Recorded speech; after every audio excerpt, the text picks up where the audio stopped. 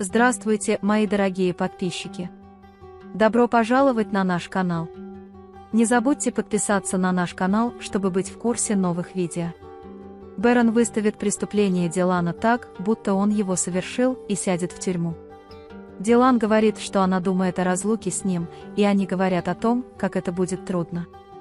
В то время как Бэрон поддерживает его, говоря, что мы все выдержали и переживем, и это, когда офицер говорит, что ему нужно избавиться от тумана сейчас, они обнимаются и прощаются. Руки отделяются друг от друга, хоть это и сложно, а Дилан остается позади барана, глядя со слезами на глаза. Когда Бэрон оглядывается назад после закрытия двери, им обоим становится невыносимо смотреть сквозь решетку. Баран входит в палату и приветствует его, и пока он осматривает окрестности, один из них приветствует его и показывает ему свою кровать. Дилан грустно возвращается в особняк вместе с Геном Кудретом и Акифом. Он входит в свою комнату, смотрит на пустую комнату, садится на диван и продолжает плакать. Бэрон вдыхает мрачную атмосферу палаты и думает, что же теперь делать. В то время как Дилан закрывает все задние шторы в своей комнате, чтобы свет не проникал в комнату, она смотрит на красоту снаружи и понимает, что это не имеет никакого значения. Затем ему нравится фотография барана с Мираном на коленях, он целует ее и обнимает. Джейда больше всего довольна решением Тарика и Тарика сделать все так, как они хотят. Госпожа Хаджер говорит, что это еще ничего, я пришлю их всех, сейчас очередь Дилана. Когда Джейда говорит, он не пойдет, мама, он просто бродит, глядя на нее, госпожа Хаджер говорит, что если Чинар уйдет, Дилан тоже пойдет. Когда Тарик спрашивает, что вы имеете в виду, он отвечает, что если мы отправим Чинара за границу в школу-интернат, Дилан тоже поедет. Тарик встает от них и говорит, как вы можете так думать, он такой маленький, этого никогда не произойдет. Джейда говорит, что ей очень нравится идея Хаджера, но Тарик ее не принимает. Пока Дилан скорбит в своей комнате, к ней приходит Чинар и спрашивает, где мой дядя Баран. Когда Дилан говорит, что его не будет здесь какое-то время, и мы спрашиваем, не будет ли он скучать по нам, Дилан отвечает, что, конечно, будет, возможно, он уже скучает по нам. Чинар говорит, давай тогда позвоним ему и немедленно позвоним, он меня не расстроит, он придет.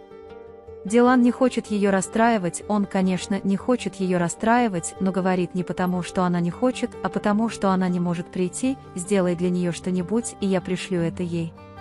Чинар говорит, что я нарисую для него свою лучшую картину, и выходит из комнаты. Дилан думает о событиях между ней и Хасаном и не может точно вспомнить, что произошло. Госпожа Азади очень сожалеет о баране и плачет, обвиняя себя в том, что не смогла помешать ему испачкать ее руки кровью. Дилан приходит к ним и говорит, я уверен, что что-то не так, но я не могу этого вспомнить, даже если сильно постараюсь в течение 2 дней. Нет ни малейшей детали, которая могла бы помочь Бэрану. Я не могу остановиться, когда я думаю, он там один. Господин Кудрет говорит, что барану не удастся избежать преступления, но действия Хасана также будут приняты во внимание. Дилан говорит, я уверен, что чего-то не хватает.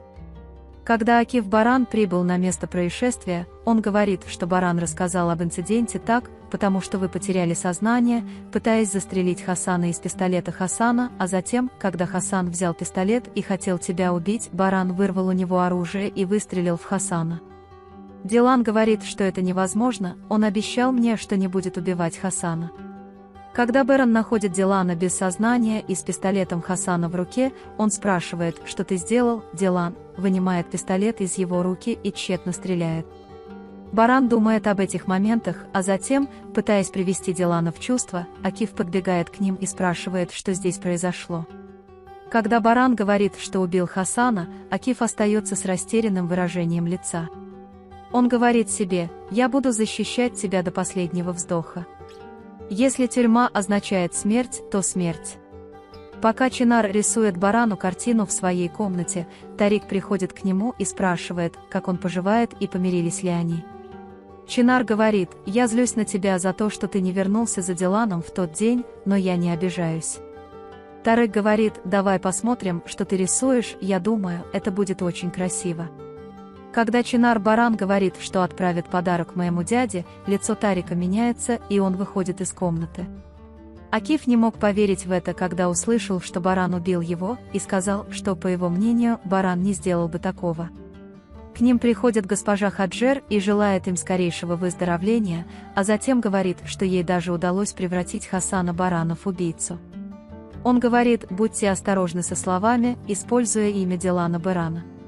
Госпожа Хаджер отвечает: мне очень жаль, моя дочь, она злится. Самет говорит, что понимает, что Баран в засаде, и иначе бы он сюда не попал. Пока они болтают, приходит Джемшид и грубо просит у Самета чаю. Когда Баран устраивает его и отсылает, Джемшид злится на него, и они с Бараном обмениваются взглядами. Когда Берфин приходит к Гану Кудрету, пока он готовит себе кофе, Берфин благодарит его Гэжи Айхан за то, что она не выдала меня. «Господин Кудрет, я вас не предал, но вас поймали, что случилось?» Когда Берфин сказал: «Он меня не простил, я не знаю, как заставить его простить вас». Сказала: «Госпожа Айхан явно поставила тебя на место своей дочери, не волнуйся, она тебя обязательно простит». В то время как между ним и Гэжо и Акифом Айхан случаются эмоциональные моменты, и Пек приходит и развеивает грустную атмосферу. Госпожа Хаджер говорит Тарику, что пока Дилан здесь, нам не будет покоя в этом особняке. Если вы не отошлете Чинара, Дилан не уйдет. У Джейда его тоже нет, она никогда не ходит, впивается ногтями в стены особняка, но не уходит. Когда он говорит, что нам нужно отослать его и избавиться от него как можно скорее, Тарик пристально смотрит на него. Джейда говорит: «Дилан, не пойми меня неправильно». Когда Тарик захотел пресечь это, думая, что этого точно не произойдет, госпожа Хаджер сказала: «Так нельзя резать. Дилан очень настороже. Это большая опасность для нас. Если мы отошлем Чинара на некоторое время, Дилан тоже пойдет».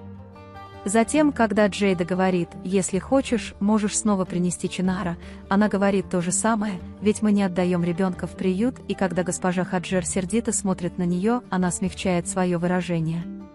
Речь говоря, это правильно и для нас, и для Чинара, и для вас.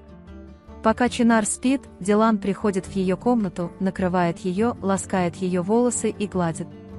Выходя из комнаты, она видит картину, которую Чинар нарисовал во время запуска воздушного змея, делает паузу и уходит. Он звонит Акифу Берфину и говорит: «Мы сегодня вообще не могли разговаривать, ведь какой бы он ни был человек, твой отец мертв». Берфин говорит: «Мне очень жаль, но он не был таким отцом для Дилана и Берана. Мне жаль его так же, как жаль смерти незнакомца, и я устал от плохих вещей».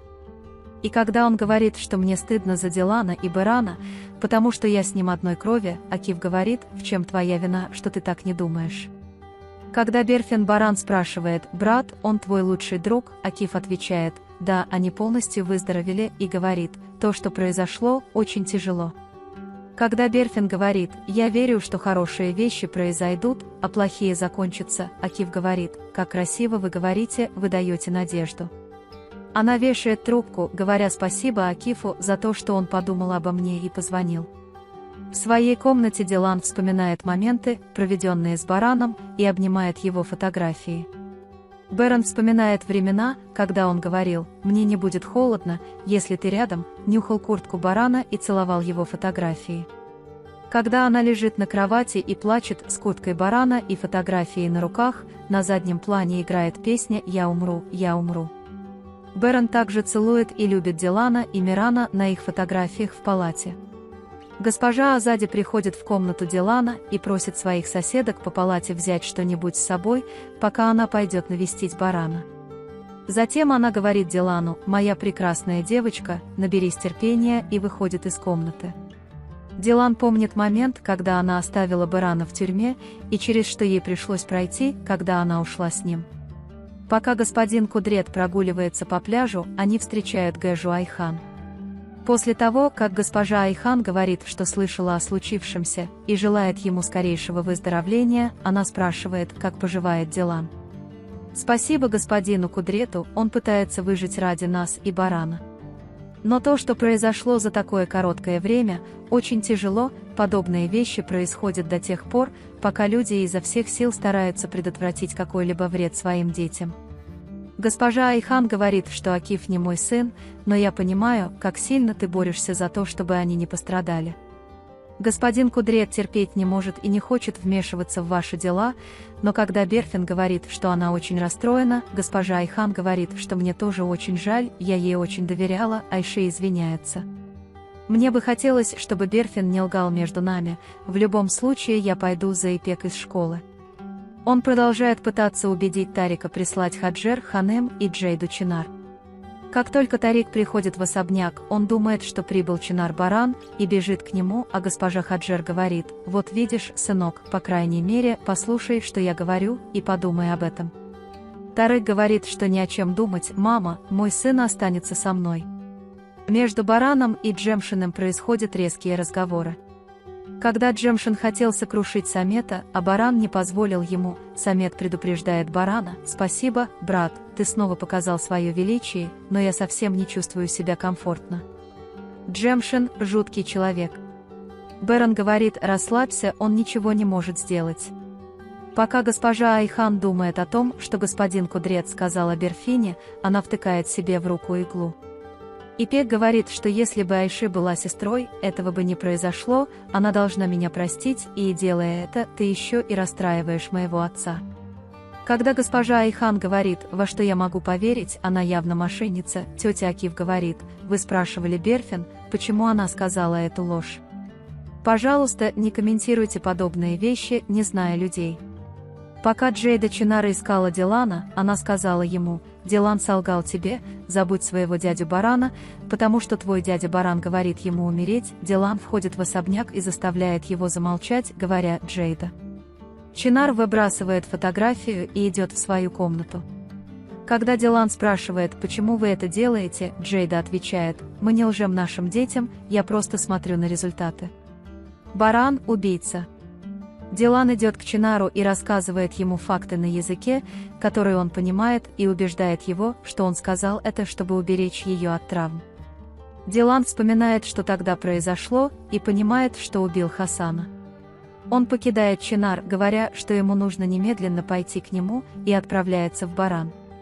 Чинар приходит к Тарику и говорит: «Ты был моим героем, я не смог защитить своего дядю Барана, ты больше не мой герой». Он приходит к Барану и говорит: «Ты здесь, чтобы защитить меня, я убил Хасана». Вы можете поделиться своим ценным мнением в разделе комментариев.